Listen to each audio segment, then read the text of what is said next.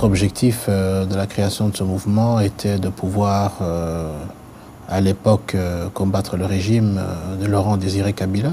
Lorsque nous avons démarré notre mouvement de libération, parce que nous voulions que ce soit un mouvement de Congolais et la libération des Congolais, par les Congolais. Je veux simplement dire que, effectivement, lorsque je n'interviens pas régulièrement dans la presse, ce n'est pas parce qu'on n'a rien à dire, mais parce que je pense que lorsqu'il faut intervenir, c'est lorsqu'il est nécessaire. Vous vous souviendrez que, avec des membres du gouvernement, de ma commission, j'ai sillonné pratiquement tout le pays. Du Bas-Congo, au Katanga, au Kasaï, à la province orientale. Il nous restait les 2 Kivu à faire. Ces voyages nous ont permis de palper les réalités du pays, en matière économique, même en matière sociale, en matière financière. Tous ces voyages ont permis également qu'on se rende compte du problème crucial que traverse notre pays en matière économique et financière. Je le répète également social, parce qu'on ne peut pas passer à côté du social lorsque nous voyons dans quel état de délabrement se trouve le tissu économique de notre pays. En ce qui concerne les exonérations, depuis le mois de septembre, c'était une des premières mesures qui a été prise par le ministre des Finances de l'époque, c'est de supprimer toutes les exonérations. Nous avons bien dit toutes les exonérations. Au niveau de l'exécution, il a fait que dans certaines matières, pour certaines compagnies qui bénéficiaient, il y a eu des abus. La GECAMIN, l'AMIBA ont utilisé ces exonérations pour leur entreprise à d'autres fins. Nous avons demandé, nous avons rappelé de mettre fin à ces pratiques. Vous avez parlé de l'impunité, vous avez raison. De la fraude, vous avez raison. Vous allez entendre dans les heures qui viennent que les grands responsables de l'OFIDA, au niveau du Kasaï oriental, au niveau de Monedito, vont être suspendus à cause de fraudes massives organisées, notamment dans le domaine du carburant, à ce sujet-là. Le gouvernement ne veut absolument pas, dans les mesures de redressement au niveau des recettes publiques, être passif, laxiste, dans les cas de fraude qui sont générés par des responsables des entreprises, lesquelles nous attendons qu'elles contribuent au budget de l'État.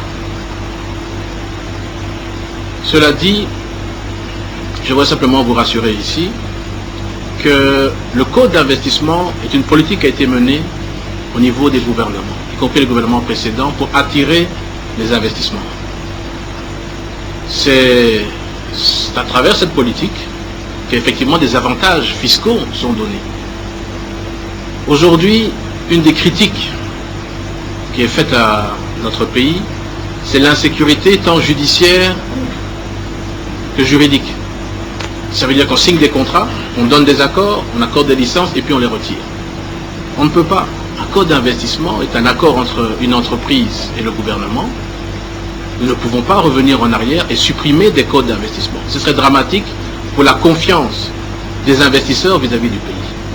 Ce qu'il appartient au gouvernement, c'est pour l'avenir de faire en sorte que ce type de codes d'investissement qui ont été donnés à des entreprises qui ont choisi le Congo comme terre pour les investissements, que ces codes d'investissement puissent être mieux scrutés, mieux identifiés, que les avantages qui leur seront donnés puissent être effectivement pour un apport certain. Je peux vous rassurer que les indicateurs macroéconomiques sont vraiment au vert. Et le taux de croissance est redevenu positif en 2030, avec plus ou moins 5% de taux de croissance que nous avons atteint.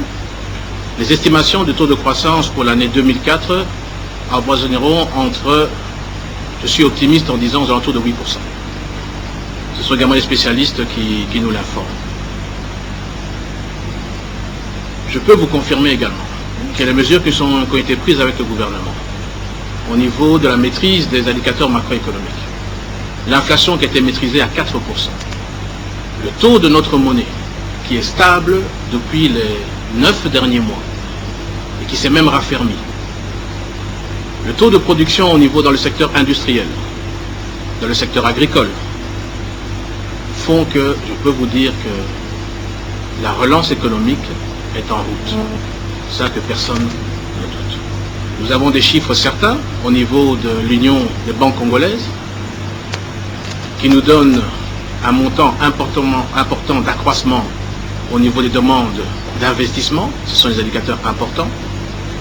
Nous avons également des informations au niveau des paramètres, notamment à Matadi, du taux à l'exportation, à l'importation des marchandises. Ce sont des indicateurs qui sont importants. Plus de 40% d'augmentation en volume. Et je peux vous dire que d'une manière globale, certaines entreprises, notamment dans la minoterie, qui hier encore faisaient 4 millions de dollars de chiffre d'affaires par an, sont passées en 6 mois à doubler à 8 millions de dollars. Le secteur brassicole, limondadier, a vu une augmentation de ses volumes de l'ordre de 20%. Et la baisse sensible du prix du ciment, qui va encore s'accentuer par les mesures que le gouvernement est en train de prendre pour réduire le prix du sac de ciment, pour relancer également le secteur de la construction. Et vous savez que le secteur de la construction est un secteur qui consomme beaucoup de main-d'œuvre.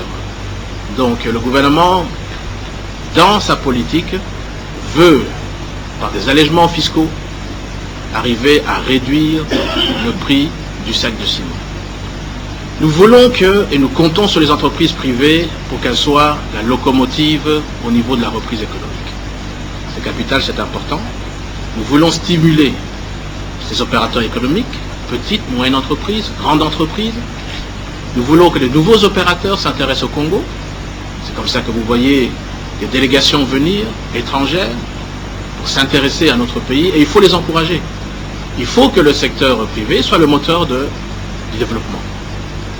Grâce au secteur privé, nous allons pouvoir employer, donner de l'emploi, donner des revenus, permettre à des familles de retrouver une vie sociale normale. Et ça, il faut l'encourager. Au niveau du budget, le budget effectivement est financé à 53% au niveau des bailleurs de fonds. Mais il ne faut pas qu'il y ait une mauvaise compréhension. Nous ne sommes pas prisonniers des bailleurs de fonds, c'est un choix. C'est un choix de trouver des financements pour permettre à nos populations d'améliorer leurs conditions de vie. 35% de notre budget est consacré au social. Santé, éducation, transport. Amélioration des conditions sociales. Je ne veux pas vous gaver de chiffres ici. Mais revoyez le budget. Je peux vous donner tous les indicateurs qui vont le dire. Il faut savoir que dans ces financements, de l'ordre de 53% de notre budget, c'est à travers des projets qui ont été étudiés par des responsables congolais, par des experts congolais. Personne ne nous a imposé. En matière des infrastructures, de la santé, de l'éducation, les investissements que vous voyez réalisés et qui vont s'accentuer encore cette année-ci, ce sont des projets d'investissement qui ont été étudiés par le gouvernement, qui ont été présentés aux bailleurs de fonds et qui ont pu obtenir l'aval des bailleurs de fonds pour le financement. Donc nous ne sommes prisonniers de personne. Je pense qu'il faut simplement se réjouir que le Congo est en train de renouer avec les institutions de Bretton Woods dans la confiance. Confiance qui veut que transparence de la gestion puisse être respectée, transparence de la gestion et bonne gouvernance. C'est surtout ça. Et je crois que si vous voyez que le gouvernement a pu obtenir décembre 2003 une enveloppe importante de l'ordre plus ou moins 4 milliards de dollars supplémentaires dans son enveloppe pour les investissements, c'est parce que le gouvernement a fait preuve de transparence de la gestion et de bonne gouvernance. Et c'est ce que nous devons continuer au niveau du gouvernement pour pouvoir faire bénéficier aux populations tous ces investissements. Bien sûr, une question revient directement, et j'anticipe, c'est de dire, mais qu'est-ce que la population, comment est-ce que la population voit concrètement ces investissements venir? Elle va en bénéficier directement et exclusivement dans l'amélioration des infrastructures de base. Et les infrastructures de base sont importantes dans le cadre de la relance d'une économie.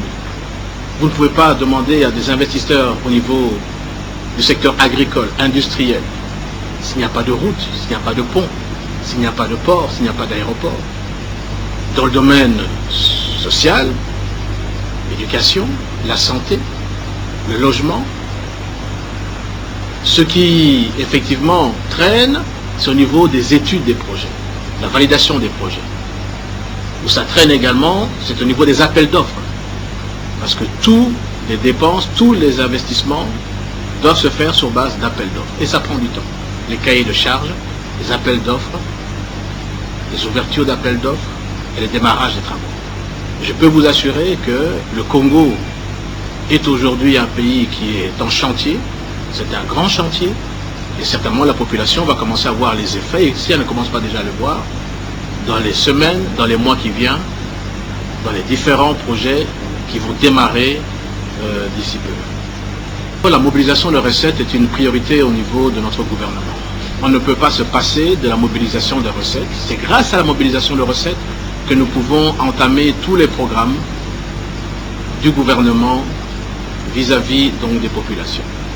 Le paiement des fonctionnaires, le paiement des militaires, le paiement de la police, les budgets au point de vue investissement en capital, le fonctionnement des institutions font que lorsque nous dépensons sur base caisse, ce qui est la norme aujourd'hui, dépenses sur base caisse, nous ne dépensons pas en dehors de ce qui rentre dans le compte général du Trésor.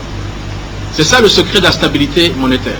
C'est ça le secret de la maîtrise de l'inflation. Sur base de ça, nous n'avons pas le choix. Il faut que le gouvernement puisse arriver à mieux canaliser les recettes de la DGI, de la DGRAD, de l'OFIDA. Et là, il y a un grand défi, c'est la lutte contre la corruption. Il y a un grand défi, c'est la lutte contre la fraude. Fraude et corruption parfois organisées même par les agents de ces entreprises. Et ça, il faut le dénoncer. Et là, la presse doit le dénoncer, doit aider le gouvernement qui, s'il n'ouvre pas l'œil ou s'il n'a pas la possibilité d'accéder à l'information, il faut lui amener des éléments. Pas des rumeurs, des éléments précis, des éléments de preuve. C'est sur cette base que les responsables du gouvernement pourront agir efficacement pour stopper la fraude, stopper la corruption. Ça veut dire qu'il y a un secteur informel très important dans notre pays, un secteur qui n'est pas quantifié économiquement. Et ça, par des mécanismes de contrôle, d'amélioration de la perception au niveau des recettes, l'informatisation des ressorts fiscaux, l'identification du contribuable. C'est tout un travail que le ministère des Finances est en train de mettre en place. Et vous allez voir que d'ici la fin du mois, il va y avoir des mesures importantes qui seront prises quant à la perception de ces revenus qui doivent entrer et participer au niveau du budget de l'État. Ce n'est pas de l'harcèlement fiscal que nous allons faire, c'est simplement que l'État va mettre les mécanismes pour entrer dans ses droits, en fonction des lois et des règles qui sont prévues déjà dans les textes. Les banques ont un rôle important à jouer en tant qu'intermédiaire dans le système financier. Elle n'est pas simplement un bureau de change, mais véritablement doit jouer son rôle entre l'État, à travers la Banque centrale, et le public. Des mesures importantes ont été prises par le gouvernement à travers la Banque centrale pour permettre l'accès dans le secteur bancaire de nouveaux investissements, de nouvelles banques. Vous avez vu que le gouvernement a accordé l'agrément il y a 2 semaines à une banque sud-africaine. D'autres banques attendent, internationales, pour entrer dans le secteur. Nous avons assoupli les conditions d'accès dans le secteur bancaire. Bien sûr, on doit veiller que n'importe qui ne vienne pas pour y installer une institution financière, une banque. Et c'est comme ça que vous avez entendu aussi que le gouvernement a mis en place une loi contre le blanchiment de l'argent et une loi antiterroriste. C'est justement pour permettre de mieux contrôler que ceux qui vont investir dans le secteur ne s'en servent pas à d'autres fins qui sont beaucoup plus juridiquement, beaucoup plus pénales. La Banque centrale finance également le secteur économique. Bien sûr, ce qu'il faut essayer de réclamer, c'est que l'enveloppe du financement au niveau des banques commerciales soit beaucoup plus importante. Mais je vous rappelle, nous ne pouvons pas créer de la monnaie de manière arbitraire. La création de monnaie est contrôlée, elle est limitée, et le Trésor, à travers la Banque centrale, dans sa politique monétaire, ne finance qu'une quantité bien définie au niveau du secteur privé à travers les banques commerciales. C'est par la mobilisation de recettes, par l'accroissement au niveau de la croissance au niveau économique, des activités économiques, la création de richesses, que nous allons amener le gouvernement par des moyens accrus à intervenir davantage dans le secteur privé. Un volet qui est important, dont le gouvernement se bat avec les institutions internationales, c'est d'obtenir des financements pour le paiement de la dette intérieure. Et ça, c'est un élément qui va jouer en faveur de la reprise économique, le paiement de la dette intérieure. L'OGEDEP, depuis plusieurs mois, a été sensibilisé avec une maison d'audit locale de pouvoir certifier les dettes de l'État vis-à-vis du secteur privé. Ça a été fait aujourd'hui. Pour que le paiement de cette dette se fasse dans la plus grande transparence, le gouvernement a mis en place une commission de paiement de la dette intérieure, lequel la FEC fait partie, le gouvernement, la Banque mondiale. Nous avons déterminé le volume, le stock de cette dette intérieure. Nous avons pu obtenir de la Banque mondiale les premiers financements pour le paiement de cette dette, de 42 millions de dollars, et cette dette va commencer à être payée. Les négociations maintenant sont pour fixer la décote entre cette dette parfois qui date avant 1900, avant 2000, 1997 et de 2000. Nous sommes en train de négocier la décote. Tout ça se fait dans la plus grande transparence. Lorsque le chiffre définitif sera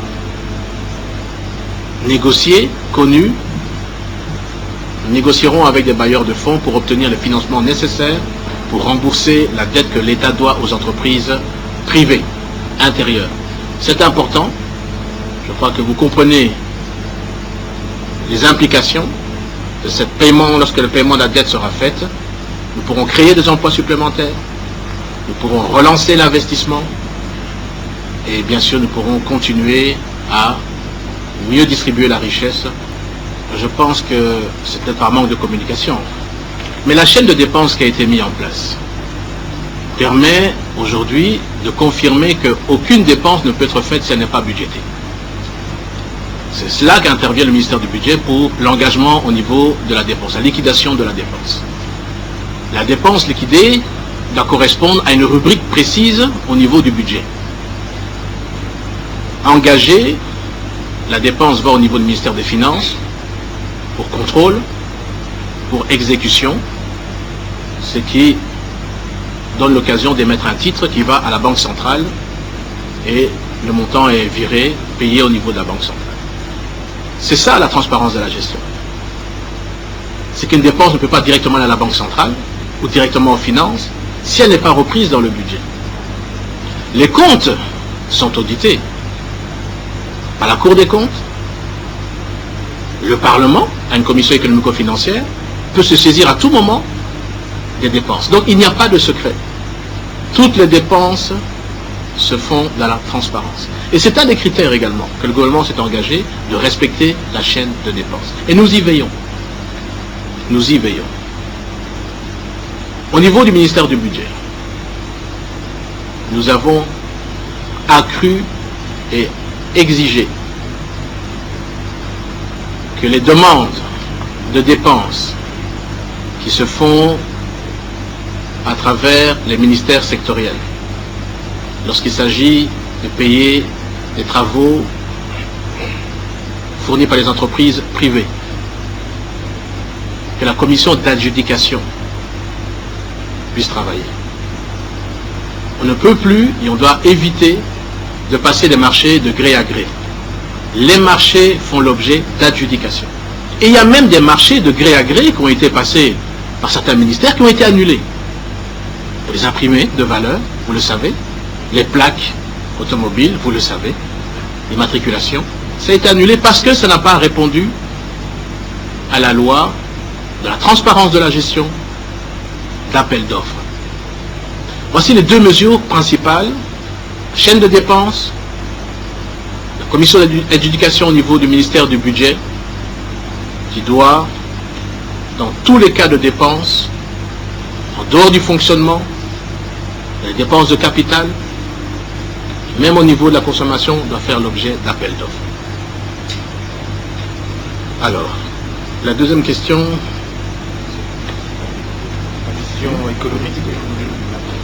Voilà, la politique économique du gouvernement. Vous avez parlé de beaucoup de choses, du point d'achèvement. Le point d'achèvement pourra être décidé à partir du moment dans le cadre du PEC, le programme économique du gouvernement, sera appliqué. Le gouvernement, dans sa politique, veut assainir le cadre macroéconomique, les indices macroéconomiques, relancer les investissements, stabiliser l'inflation, contrôler les finances publiques, c'est-à-dire maîtriser les dépenses au niveau de l'État, en soignant la qualité et la quantité de la dépense, améliorer les recettes au niveau budget, c'est-à-dire mieux mobiliser les régies financières. Voilà un peu de manière globale au niveau macroéconomique. Au niveau maintenant microéconomique, assainir le climat des affaires, c'est-à-dire prendre des mesures comme nous avons prises, le projet de loi est au niveau du Parlement, la réduction du nombre de taxes et d'impôts vis-à-vis des entreprises publiques et privées. Nous connaissons une inflation, nous avons connu une inflation de taxes, d'impôts qui ont été créés et qui faisaient à un moment donné que les entreprises subissaient un harcèlement. C'est pour ça qu'à un moment donné, au mois de novembre l'année dernière, le gouvernement a pris des mesures, au mois d'octobre, pardon, le gouvernement a pris des mesures pour stopper et mettre un moratoire au niveau de l'harcèlement administratif, fiscal que subissaient les entreprises privées, afin d'harmoniser au niveau du gouvernement quelles sont les taxes qui doivent être effectivement payées. Et ce projet de loi est au niveau aujourd'hui de l'Assemblée, va être voté, j'espère, dans les jours qui viennent, pour améliorer le climat des affaires. Voilà un peu d'une manière globale, je ne veux pas rentrer ici dans les détails secteur par secteur, les mesures qui sont prises. Certes, toutes les décisions qui sont prises vont dans ce sens. Toutes les décisions qui sont prises vont dans le sens de ce que je viens de vous dire ici. Et je l'ai dit ici, il faut mieux canaliser les recettes au niveau de l'impôt. C'est irrégulier de payer des chèvres, de payer des poules comme taxe. C'est une aberration. Et c'est vrai que ça se passe à l'intérieur du pays. Mais c'est ça, le changement de la mentalité qui doit s'opérer à tous les niveaux. Au niveau de la population qui doit connaître leurs droits, c'est important. Et vous êtes là pour faire connaître les droits de la population et les obligations au niveau de la population. Mais également au niveau des dirigeants, des responsables, des services qui perçoivent ces recettes, qui doivent connaître également leurs obligations en cette matière. Et il faut les aider. Peut-être que la communication ne suffit pas, il faut l'améliorer. Un changement, un développement dans un pays passe par un changement de mentalité.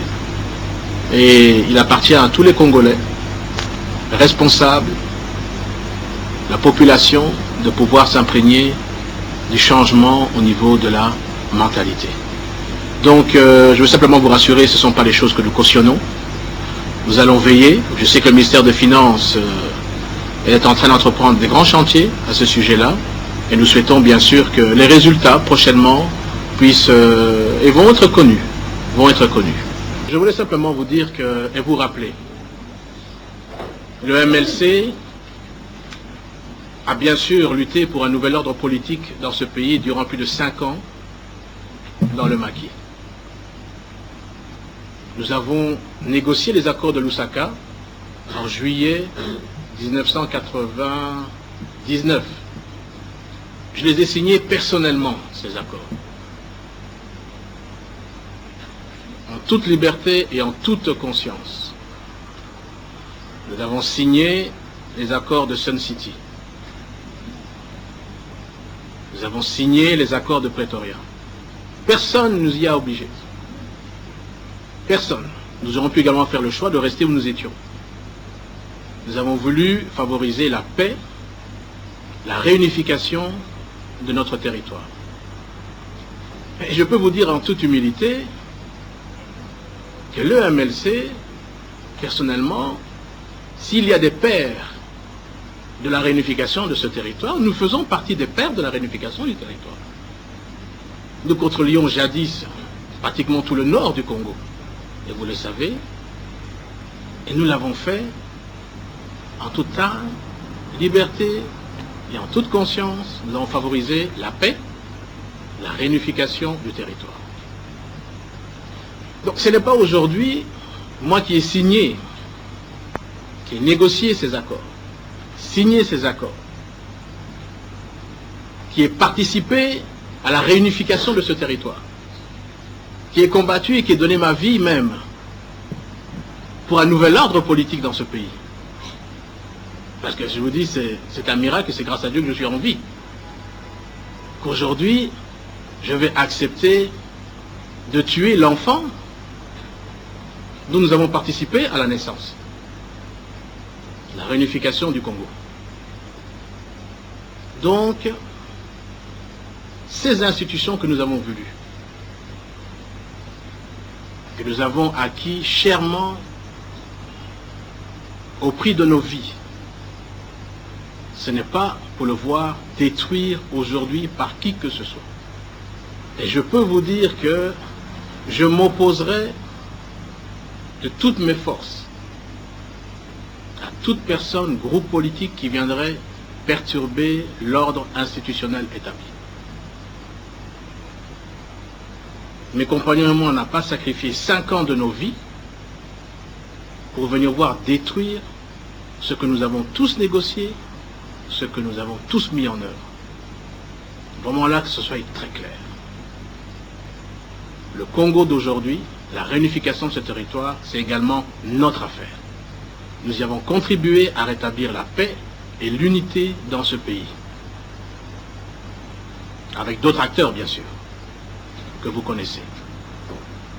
Donc, en ce qui me concerne, nous voulons que le processus démocratique qui doit conduire aux élections libres, démocratiques et transparentes puisse être respecté dans le timing que nous sommes accordés, que nous avons négocié et que nous avons signé. Alors, là, j'en appelle à la presse, à la responsabilité de la presse. La presse que nous avons voulu libre et indépendante a un rôle certain à jouer dans une démocratie. C'est-à-dire qu'on vous demande, et vous êtes appelé à la plus grande transparence, équité, liberté, justice, à donner l'information au niveau des populations, à informer les dirigeants. Mais lorsque la presse est manipulée et qu'elle baigne dans le mensonge, dans la diffamation, dans les injures, dans les fausses accusations, elle ne peut plus être appelée presse libre et indépendante. Et véritablement, vous vous écartez du rôle qui est le vôtre, du 4e pouvoir, dans un processus démocratique. Et là, il faut qu'à un moment donné, que chacun prenne un peu ses responsabilités. Parce que même dans le domaine de la presse, certains l'utilisent, moi je ne veux pas le faire. C'est la plainte pour diffamation. Je m'abstiens jusqu'à présent d'utiliser mes droits. Parce que j'estime que la presse aussi doit faire son chemin, devenir mature. Il faut lui laisser son temps. Mais je vous rappelle que vous avez un rôle à jouer, pas du mensonge, pas de la diffamation, mais d'éclairer l'opinion publique sur base de preuves, sur les faits de la société, sur les positions au niveau politique que prennent les acteurs, mais alors de ne pas baigner dans l'injure, dans le mensonge, dans la diffamation, dans la manipulation, comme une certaine presse aujourd'hui s'est vraiment évertuée, dont je trouve très malheureux. Très malheureux. Que ce soit presse publique, que ce soit presse privée. Et là-dessus, il faut que chacun fasse son examen de conscience, au risque un jour de voir déclencher des procès pour diffamation. Et vous savez que la diffamation, c'est pénal. C'est pénal. Alors, à un moment donné, si c'est le langage qu'il faudra comprendre, si c'est les exemples qu'il faudra faire, peut-être, c'est une question que je me pose, je ne veux pas en arriver là, mais il faut faire très attention à tout ce qui se dit, à tout ce qui s'écrit. Et ce n'est vraiment pas dans l'honneur de cette presse dont vous voulez couronner encore certains organes du mérite d'excellence.